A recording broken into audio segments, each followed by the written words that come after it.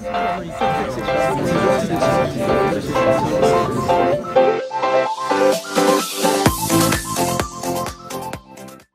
souvenir avec le moniteur, c'est un souvenir un peu atypique parce que quand je suis revenu dans ma carrière officinale, je suis toulousain et j'exerçais donc à la pharmacie de nuit, ce qui est quand même une spécificité toulousaine,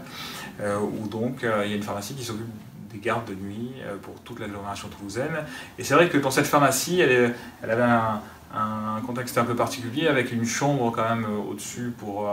qu'on puisse se reposer après minuit et après le gros rush donc, des patients. Et il y avait toute une pile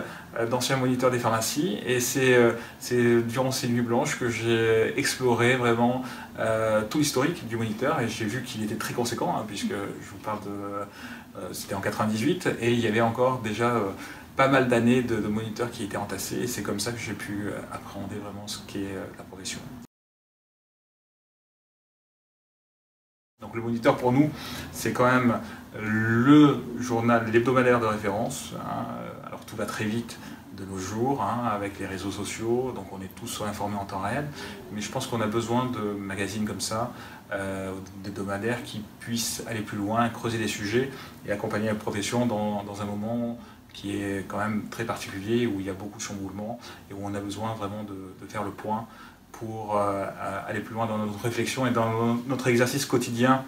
de pharmacien.